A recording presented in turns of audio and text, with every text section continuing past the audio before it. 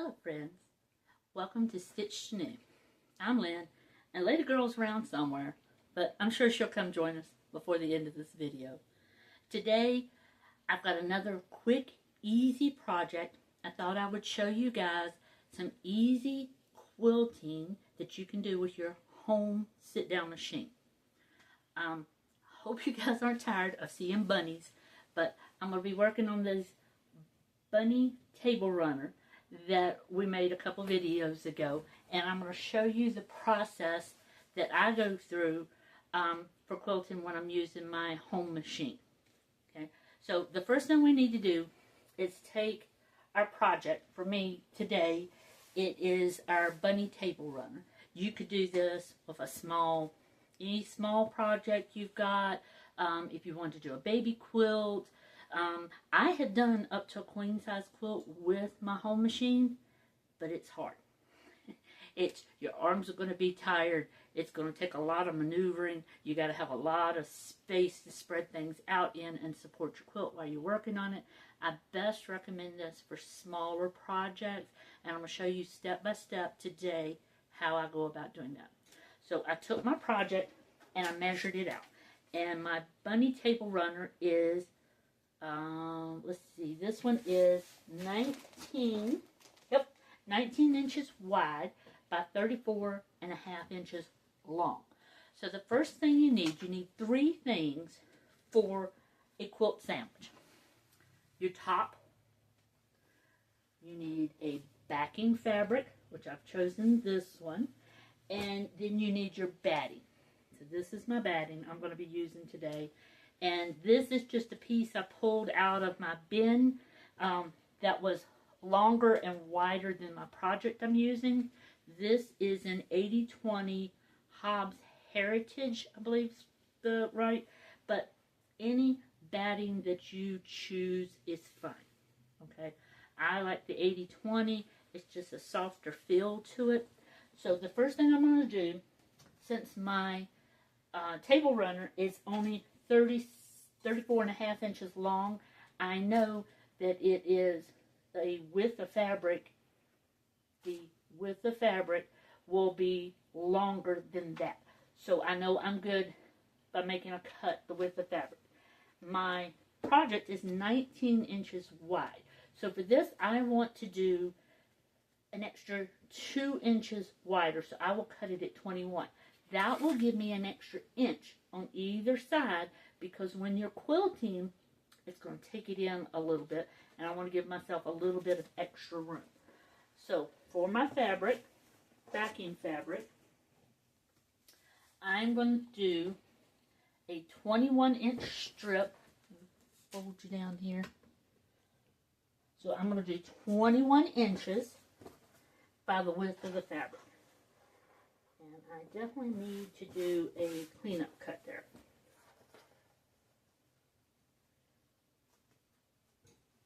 I'm going to cut 21 inches.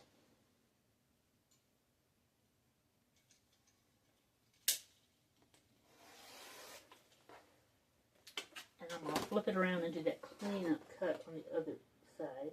So I'm making sure that it's level on that side, and then make sure everything is even on this side. Okay, now I know my fabric is 21 inches wide. And you'll see I can open it up, and I have the full length of my fabric there. Okay, so I'm going to take this fabric over to my iron and just iron all the creases out of it. I'll meet you right back.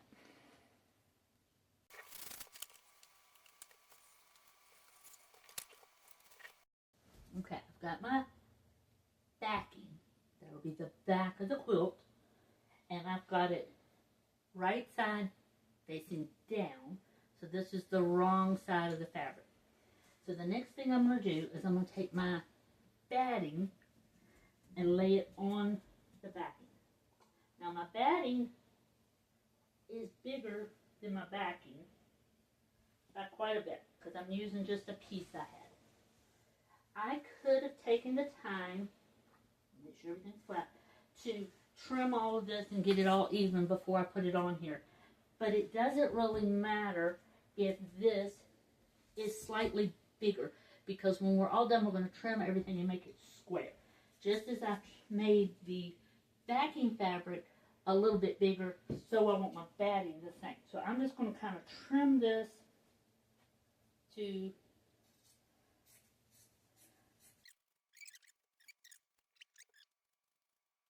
there you go. Now you can see I've got the backing right side down, the batting on top of that.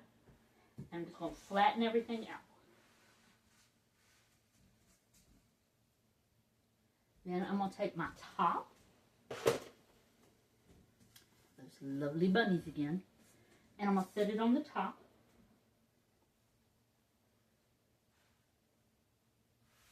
Smooth everything out.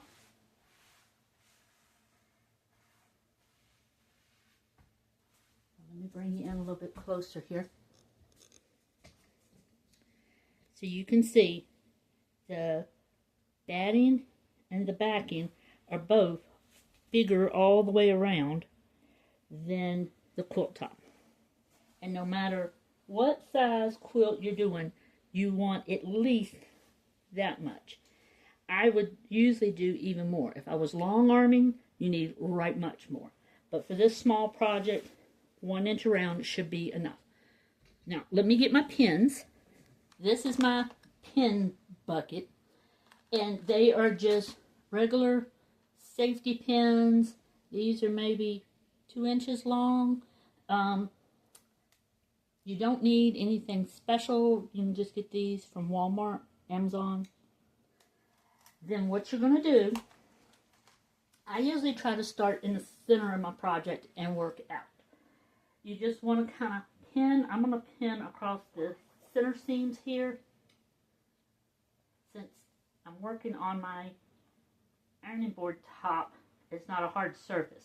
If I was on the floor, which I don't recommend, I would just kind of scrape them along the floor and then pick them back up. But I'm going to go along this seam. Get some of these out of here.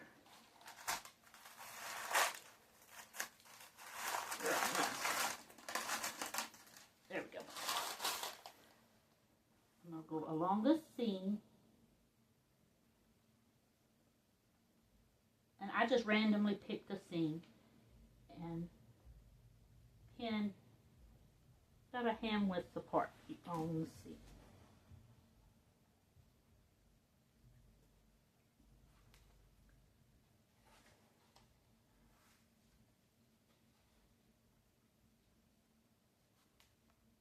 Okay, so that was the middle of my quilt. Again, all the while I'm smoothing and making sure everything is flat. I don't want anything twisted or distorted.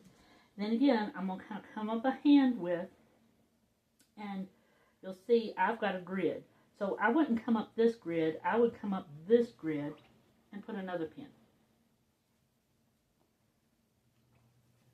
And then same thing over here. Probably put one right there. It's not an exact science. These are not staying in the quilt, so it doesn't matter exactly how they are, but you want them close enough so that when you're quilting, it'll hold everything together without anything shifting, but they're not, you don't want them like every single spot intersection, because then they're just going to be in your way when you're quilting. So you'll see I've done 2 rows, so I've skipped a row in between.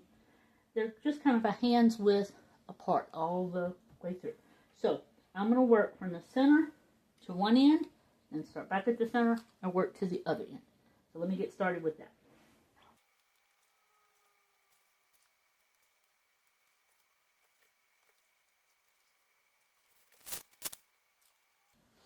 Okay, so there it is, pinned, like I said, about a hand's width apart all the way across. Started in the middle, did the middle across, worked to one end, came back to the middle, worked to the other end. Now, the next thing I want to do is I see that this is still nice and flat on the top. I want to flip this over. So let me flip it to the back and make sure do I have any puckers? Do I have anywhere where it's kind of bunchy? Okay, this is looking pretty good. Sometimes you'll have a fold. Sometimes you will have caught the fabric funny. So you always want to check on the back of your fabric to make sure nothing funny is going on there. At this point, I do see I have some that I don't really like how they're laying right here. So I'm going to do this side. I'm going to undo this pin, flatten that out, and then again pinning from the front.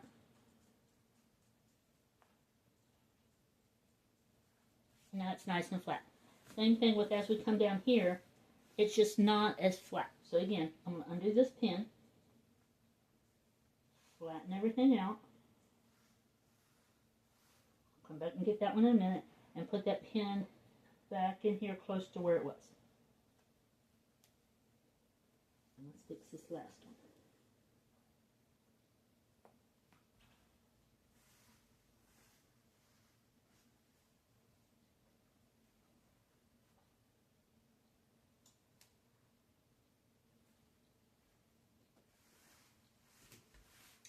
There.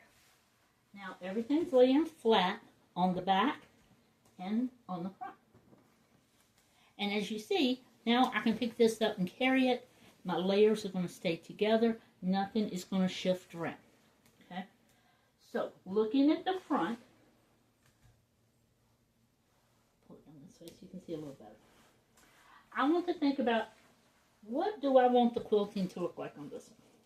Well, this project, I want it to be kind of simple. Nothing fussy. I am going to go down each one of these lines and also these. So it'll give it like a checkerboard appearance. And then in the border, I'm just going to go down the lines. And then these for the outside edging, I'm just going to go down the seam. It's just going to make simple, straight line quilting, nothing fancy, easy peasy lemon squeezy. Okay, so let's take this over to the sewing machine and I'll show you how I'm going to set the sewing machine up to do it. Okay, here I am at my machine, just my plain regular home machine, nothing fancy. I am going to, since I'm quilting, and I'm going, come on lady girl, you need to come over here. Since I'm quilting, we are going to be going through some thick layers. So I am going to adjust my stitch length. My normal stitch length on my machine is 2.4. I'm going to up it to 3.0. I am not changing out my foot, but if you wanted to, you could use a walking foot. That would help with some of the layers. My machine, I don't usually have any issues with that, especially once I lengthen that stitch length. So what I'm going to do, I'm going to start doing the long lines first. So again, I'm going to start in the center, work to one side, and then come back and work to the other side. So I'm going to start, like I said, I'm going to follow the lines. This is called stitching in the ditch. The ditch is the line of stitching. So I'm going to start here in the middle and go down the lines all the way till I get to the bottom. All right? So this is where you sometimes, when you have those larger quilts, you need extra room to your left to support a heavy quilt, and you might have to roll your quilt up in here to get it to fit in the arm of your machine. Okay? I just have a regular arm machine. This is nothing wide. So this fits okay, but you'll see sometimes I'll have to roll this up in order to fit it in here. So I want to make sure everything is flat. And I want to start at this intersection. So I'm going to make sure I've got my tail tucked over to the side. And then lower my needle. And then I'm just going to follow. I'm going to use this left edge of my foot to follow all the way down to the end of the stitching. Of the center.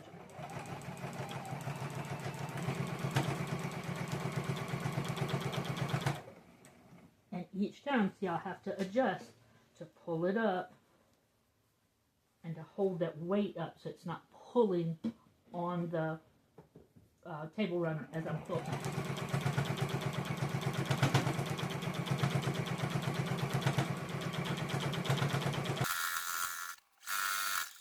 Did do a little back stitch there, just a couple stitches. Alright, so let's look at this. I'll pull it out. I'm going to wait till the end to cut my thread. And you'll see, you can see that stitching there, this way. You can see I went just in the ditch beside those blocks. I did not run into any pins. If I had gotten to a pin, I would have stopped before it, undone it, taken it out, and kept going. So let's look at the back. There we go. So we see, again, all the way through. And even though I lengthen that stitch, it still looks like a regular stitch because all of this bulk is taking up that extra thread in there. So now I'm going to start again, same spot, but I'm going to move over, for me, one block. Now you could pick any lines on your quilt. You could, even if your quilt doesn't have lines like these do, you could use a that one here, a friction liner, an air erasable pen, a heat erasable pen. Mark your lines on your top with that. And then if you've got the air erase, in I think it's 24 hours it goes away.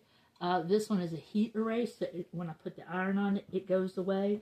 You could use chalk. You can even just use a hair marker where you put lines with just a hair marker and follow those. But since I have the blocks, I'm just doing the squares is what I'm using. So I'm going to move over one block and sew down that one.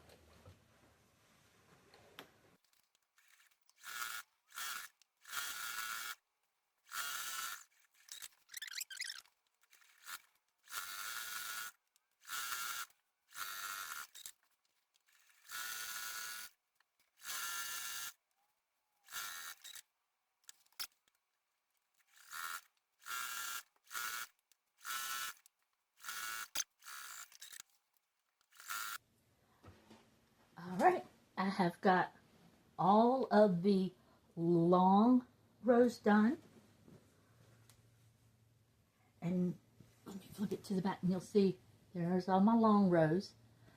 Now I'm going to flip it over and go sideways, starting in the middle, and I'm going to follow those stitch in a ditch from the middle to the right, and then go from the middle to the left. So here we go again.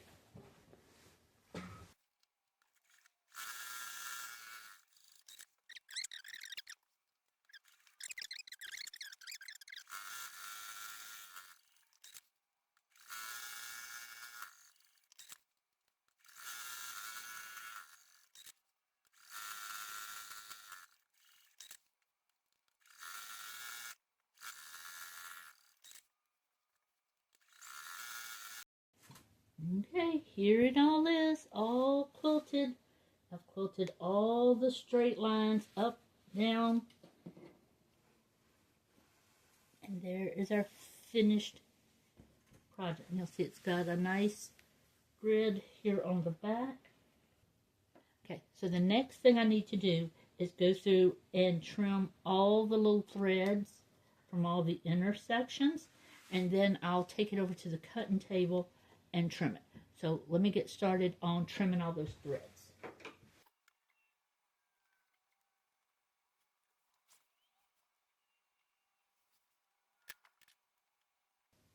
Okay, there we go, all trimmed of all the little loose threads. Oops, there's one I missed. Now, let's take it over to the cutting table and I'll show you how to trim it up. Okay, now I'm ready for the trimming up part. So, on the bottom edge, these pieces were 2.5 inches, is what I cut them. And then there's a 1/4 inch in the seam. So, from here, I want 2 1/4 inches. So, on this seam line, I'm going to line up the 2 1/4 inch, and I've got my longest ruler, and I'm going to line 2 1/4 up all the way down that seam, and then trim.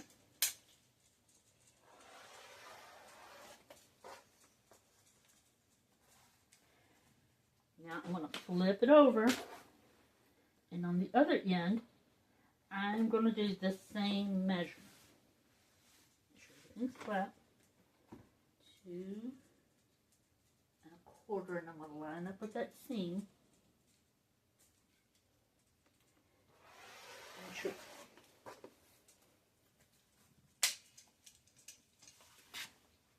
So now I know that edge is straight.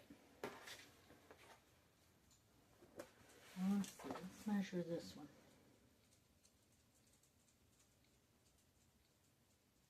Okay, this edge I'm going to want a 1 inch, because from here to the outside is just like less than 1 1/8. So I'm going to trim it all up and make it even at 1 inch.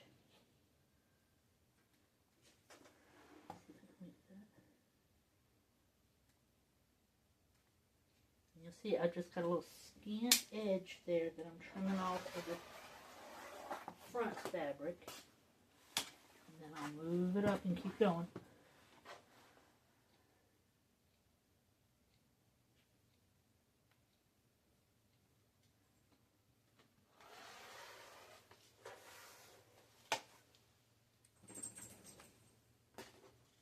And then I'll flip it over and do the same on the other side. So you'll see here, see how narrow it is at this end? It's a little bit more and a little bit narrow. That's why we want to trim this up and make everything as even as possible. And you'll see I'm lining that 1 inch right up in that seam there, all the way down. So let me finish trimming. All right, there we go. We got it all done. All quilted, all trimmed. There's the back. There's the front. Let me get you up close so you can see the quilting. Like I said, this is called Stitch in the Ditch. We're just going with the seams in the quilt. And I'm so excited. I've got my first bunny table runner all quilted. Next up will be binding, and then this will be all finished. But I'm going to make that another video to show you how I do binding. But that's how I do simple, easy machine quilting with my home machine. I think it's great. It's so soft. So please give us a like and subscribe. Thank you so much for joining me and Lady Girl Stitched Anew. We appreciate you so much and look forward to sharing our next project with you. Because today I got to do a bunny table runner quilting. What will you get to do today? Thank you for joining us, and don't forget that like and subscribe.